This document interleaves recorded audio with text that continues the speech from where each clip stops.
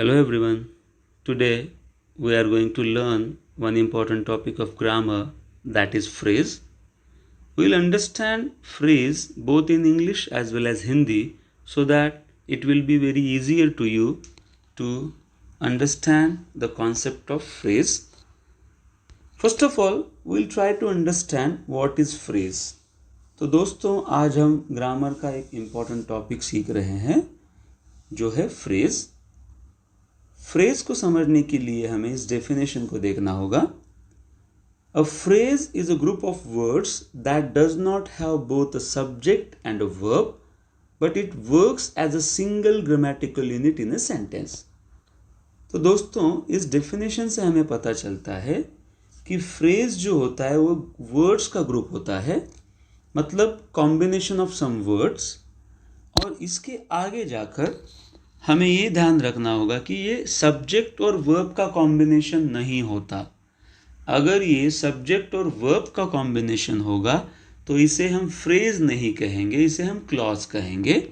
इसीलिए सब्जेक्ट और वर्ब के कॉम्बिनेशन के बिना जो ग्रुप ऑफ वर्ड्स होता है उसको हम फ्रेज कहेंगे, जिसका फंक्शन क्या होता है, it works as a single grammatical unit in a sentence. मतलब किसी भी सेंटेंस में वो एक ग्रामेटिकल यूनिट का फंक्शन प्ले करता है और वो फंक्शन जो होता है वो सिंगल होता है, मतलब एक ही फंक्शन होता है।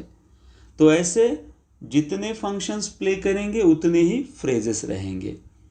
तो एक फ्रेज एक सिंगल ग्रामेटिकल यूनिट का फंक्शन प्ले करेगी। तो इसको समझने के लिए हमें फ्रेजेस के अलग अलग जो टाइप्स है उसको समझना होगा। See the first one, noun phrase. A noun phrase works like a noun in a sentence. मतलब कि नाउन फ्रेज जो होती है ऐसे वर्ड्स का ग्रुप होती है जो कि नाउन का फंक्शन प्ले करती है। अब किसी भी सेंटेंस में नाउन के तीन इंपॉर्टेंट फंक्शंस होते हैं, या तो वो सब्जेक्ट होता है, या तो ऑब्जेक्ट होगा, या फिर कॉम्प्लीमेंट होगा। वैसे ही नाउन फ्रेज भी इन तीनों में से किसी एक फंक्शन को प्ले करती है। See the example, the little boy is playing. इस एग्जाम्पल में देखिए द लिटिल बॉय, ये जो अंडरलाइन पार्ट है ये नाउन फ्रेज है। मतलब कि इसमें तीन वर्ड्स है और जो हेड वर्ड है वो है बॉय। जैसे कि बॉय नाउन है मतलब ये नाउन फ्रेज होगी, और द लिटिल जो है वो बॉय के लिए ही यूज हुए हैं। इसका मतलब ये ग्रुप ऑफ वर्ड्स बन चुका है और एक सिंगल यूनिट है जो इस सेंटेंस में सब्जेक्ट का रोल प्ले कर रहा है। तो ये जो है नाउन फ्रेज है। See the next example, that man is my brother. अब इस एग्जाम्पल में आपको दो ग्रामेटिकल यूनिट देखने को मिलेंगे। दैट मैन ये फर्स्ट ग्रामेटिकल यूनिट है, तो मैन यहां पर हेड वर्ड है, और दैट जो है मैन को रेफर करके यूज किया है। मतलब ये एक फ्रेज है जो कि सब्जेक्ट का रोल प्ले कर रही है। उसी प्रकार से my brother another single unit यहां पे है। मतलब कि ब्रदर यहां पर हेड वर्ड है और माय ब्रदर को रेफर करके बोला हुआ है। मतलब ये और एक ग्रामेटिकल यूनिट बन चुका है और ये यहाँ पर कॉम्प्लीमेंट का रोल प्ले कर रहा है। इसका मतलब कि इस सेंटेंस में सब्जेक्ट भी है और कॉम्प्लीमेंट भी है। मतलब यहाँ पे दो नाउन फ्रेजेस यूज हो चुके हैं। See the next important type, that is verb phrase. A verb phrase includes a main verb along with one or more helping verbs। तो जैसे कि आपको पता है वर्ब बहुत ही इंपॉर्टेंट पार्ट है किसी भी सेंटेंस में, तो वैसे ही वर्ब फ्रेज जो है कॉम्बिनेशन ऑफ वर्ब रहेगी, जिसमें कि एक मेन वर्ब रहेगा और बाकी हेल्पिंग वर्ब रहेंगे। एटलीस्ट वन हेल्पिंग वर्ब होगा और उससे ज़्यादा भी हो सकते हैं। See the example, she has been studying since morning. अब इस एग्जाम्पल में हैज बीन स्टडीइंग मतलब यहाँ पे तीन वर्ब्स है। स्टडीइंग मेन वर्ब है और हैज बीन जो है वो हेल्पिंग वर्ब है जो कि मेन वर्ब के साथ यूज हुए हैं। तो यहाँ पे एक फ्रेज बन चुकी है, ग्रुप ऑफ वर्ड्स, और ये पूरे verbs हैं तो इसे हम verb phrase कहेंगे. See the next example. I have done my work. इस एग्जाम्पल में have done जो है वो verb phrase है, तो यहाँ पे done main verb है और have helping verb है. दोनों के मिला के यहाँ पे phrase बन चुकी है, तो ये भी verb phrase का एग्जाम्पल है. See the next important type of the phrase, that is adjective phrase. An adjective phrase describes a noun or pronoun.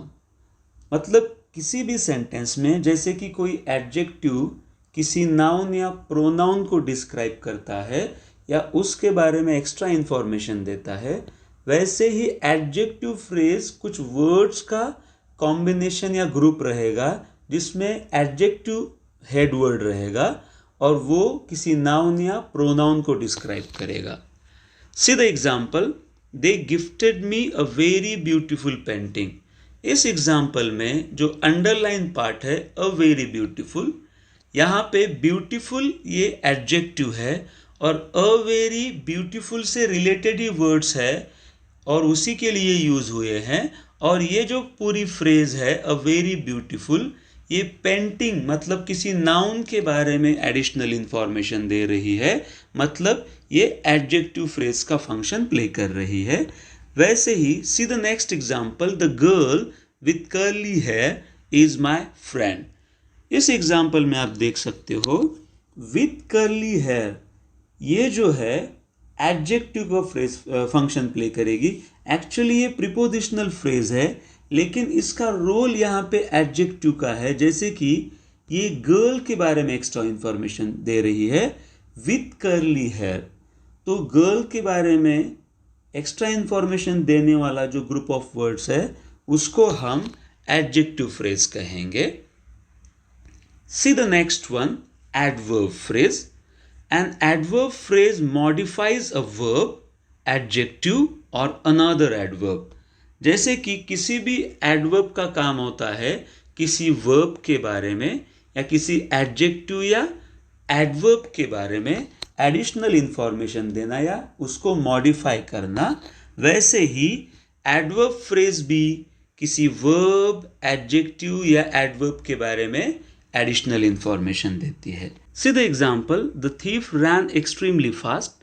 इस एग्जाम्पल में एक्सट्रीमली फास्ट ये एडवर्ब फ्रेज है. एक्चुअली फास्ट यहाँ पे हेड वर्ड है जो कि रैन ये जो वर्ब है उसके बारे में एडिशनल इंफॉर्मेशन दे रहा है. वैसे ही एक्सट्रीमली जो है ये एडवर्ब है जो कि फास्ट इस एडवर्ब के बारे में एक्स्ट्रा इंफॉर्मेशन दे रहा है. इसका मतलब ये दोनों भी एडवर्ब है और जब ये ग्रुप ऑफ एडवर्ब बन जाता है तो इसको हम एडवर्ब फ्रेज कहेंगे. See the next example. He drives with great care. इस एग्जाम्पल में विथ ग्रेट केयर एक्चुअली में प्रीपोजिशनल फ्रेज है, लेकिन इसका फंक्शन यहाँ पर एडवर्ब फ्रेज का है. जैसे कि वो ड्राइव इस वर्ब के बारे में एडिशनल इंफॉर्मेशन दे रहा है. इसका मतलब विथ ग्रेट केयर ये जो ग्रुप ऑफ वर्ड्स है यहाँ पर एडवर्ब फ्रेज का फंक्शन प्ले कर रहा है. See the last type of the phrase, that is prepositional phrase. Prepositional phrase begins with a preposition and ends with an object. मतलब कि किसी भी प्रीपोजिशनल फ्रेज की शुरुआत किसी प्रीपोजिशन से होती है और उसके बाद कोई ऑब्जेक्ट आता है, उसे हम ऑब्जेक्ट ऑफ प्रीपोजिशन कहते हैं. तो इस ऑब्जेक्ट में या तो कोई नाउन या प्रोनाउन या कोई नाउन फ्रेज रहेगी. सी the example. The book is on the table. इस एग्जाम्पल में ऑन द टेबल एक प्रीपोजिशनल फ्रेज है जिसकी शुरुआत प्रीपोजिशन ऑन से हो चुकी है और इसके बाद एक नाउन फ्रेज आई है द टेबल. तीनों को मिलाकर एक ग्रुप ऑफ वर्ड्स बन चुका है और यहाँ पे हेड वर्ड ऑन है, तो इसे हम प्रीपोजिशनल फ्रेज कहेंगे. See the next example. The cat went inside the box. इस एग्जाम्पल में इनसाइड द बॉक्स एक प्रीपोजिशनल फ्रेज है जहाँ पर इनसाइड जो हेड वर्ड है वो एक प्रीपोजिशन है और इसके बाद एक नाउन फ्रेज आया है द बॉक्स. तो तीनों को मिलाकर एक ग्रुप ऑफ वर्ड्स बन चुका है जो कि प्रीपोजिशनल फ्रेज कहलाएगा. So students, I hope you have understood all the types of the phrases very well. अगर आप इन सभी टॉपिक्स को और डिटेल में जानना चाहते हो और ग्रामर से रिलेटेड टॉपिक्स को अच्छी तरीके से समझना चाहते हो तो इस वीडियो को ज़्यादा से ज़्यादा शेयर कीजिए और इस चैनल को सब्सक्राइब कीजिए। Thank you so much.